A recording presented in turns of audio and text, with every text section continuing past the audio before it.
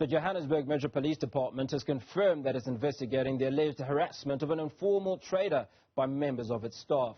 A viral video has been circulating showing two officers appearing to confiscate goods from the trader while community members question the officers about their actions. Now, for more on the story, I'm joined on the line by Wayne Minnaar, a spokesperson for the JMPD.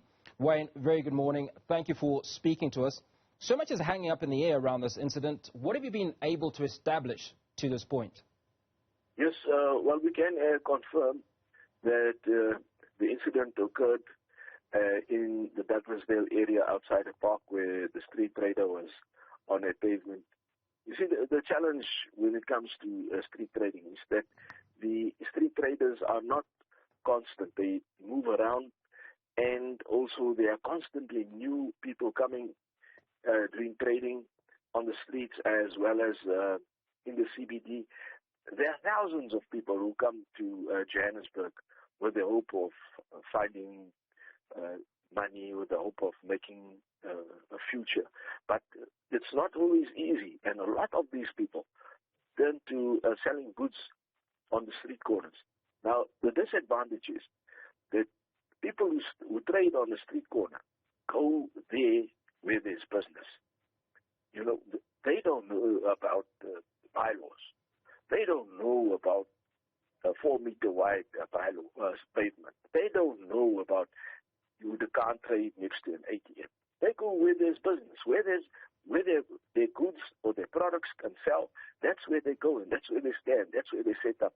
Now, unfortunately, because there are thousands of street traders in the whole of Johannesburg, officers have to enforce the bylaws, because if there's no checking to see that people comply with the bylaws, there will be chaos.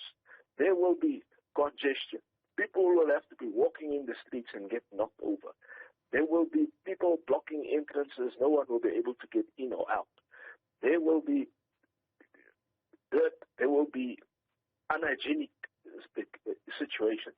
So officers have a responsibility to see that the bylaws of the city are complied with, so that we can have a city which is orderly, so that we can have a city where there's less incidents, where less accidents, where there's fewer deaths, and where people can be healthy. And to add to the problem is the COVID-19 situation as it is, where we're struggling to be able to control the numbers of people being affected and people who are suffering as a result of the COVID-19 pandemic. Agreed. Now, the woman was in contravention of the bylaws. Was confiscating her goods the best option, or what were the options that were available to the police officers? Yes.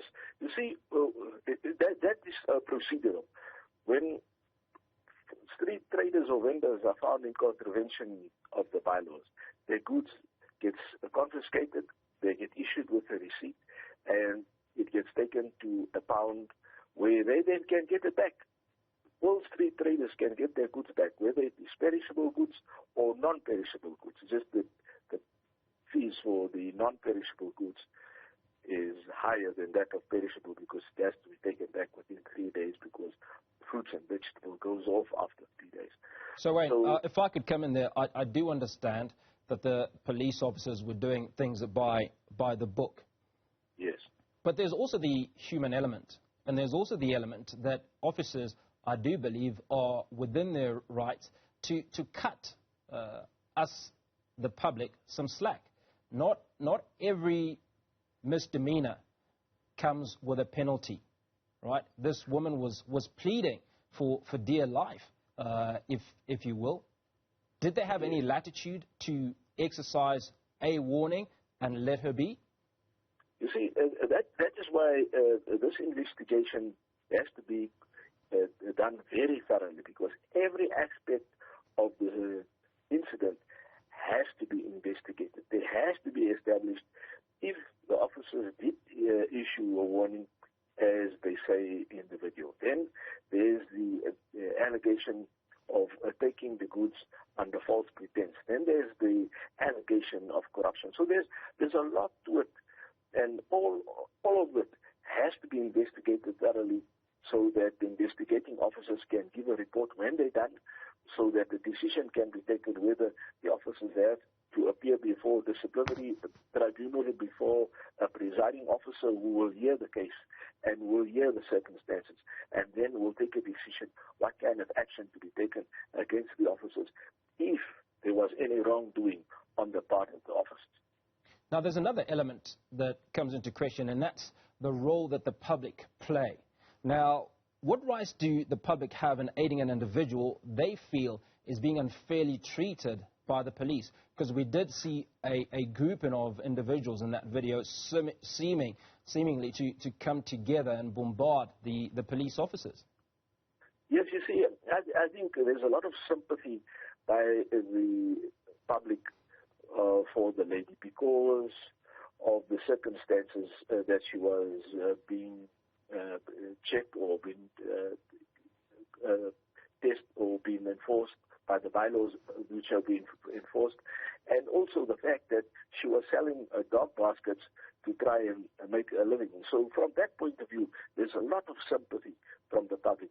However, on the other hand, also the person who took the video shouldn't be creating or have painted the officers in a way which we're not saying it was true or untrue.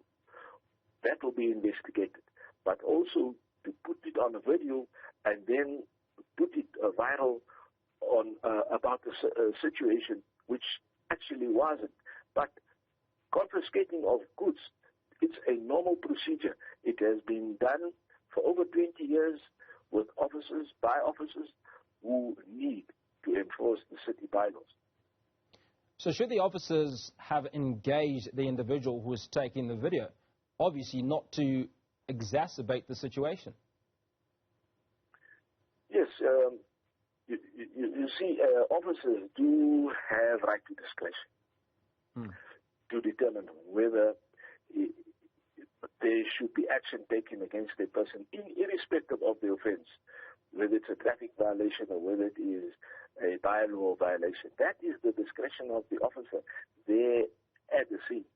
But also the person taking the video and the person shouting all sorts of allegations at that time needs to be investigated, because we don't want to say the person was wrong or right prior to the conclusion of the investigation.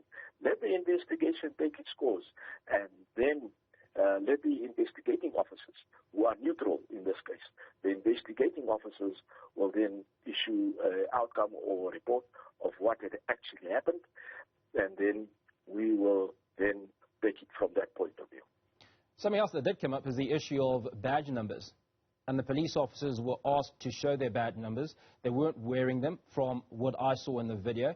Neither were they wearing name tags. I'm not sure if that is mandatory. What is the position on them showing their badge numbers, or certainly some form of identification? You see, because of the person who was taking the video, making all sorts of allegations, the officers, what I could see in the video, chose to keep quiet. The officers did not make mention to the person. The officers just did what they had to do. However, it is a responsibility of officers to show their identity if asked to do so. But because you see the person taking the video, immediately when he started taking the video, he made all sorts of allegations against the officers.